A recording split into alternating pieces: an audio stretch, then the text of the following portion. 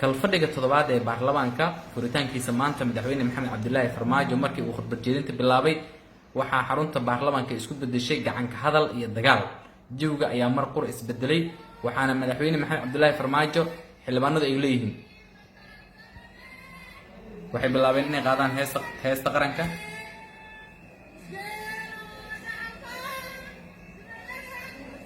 waa arrin lama filaan iyo fadeexo weyn. waa kalfadhigii ugu dambeeyay madaxweyne maxamed cabdilaahi farmaajo ay suurtagal u noqon lahayd inuu hor yimaado baarlamaanka.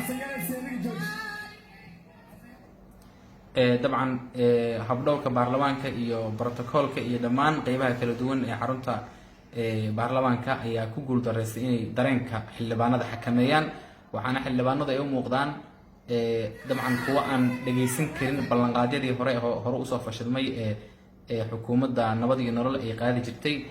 waxay ku dhowdahay kuraas in laysku garaaco. xildhibaanada qaarkood oo dumar u badan ayaa gacmaha taagtaagayo, ragga qaarkood oo xiran qalabka kahortaga coronaviruska ayaa iyagana dabcan muuqda. kaamirooyinka dhammaantood codka ayaa laga jaray inta badan, walow qaarkood si dhif ah mararka qaar codkooda loo maqli karo. xaruntii baarlamaanka waa taa shirkii maanta madaxweyne maxamed cabdilaahi farmaajo khudbad jeedintiisiina waxaa ku yimid hakad. waxay u dhowdahay goordhow in madaxweynaha si degdeg ah looga saari doono xarunta baarlamaanka haddii fowdada ay sii socoto, waxaana suurtagal ah arrintu inay isku bedesho gacanka hadal iyo dagaal.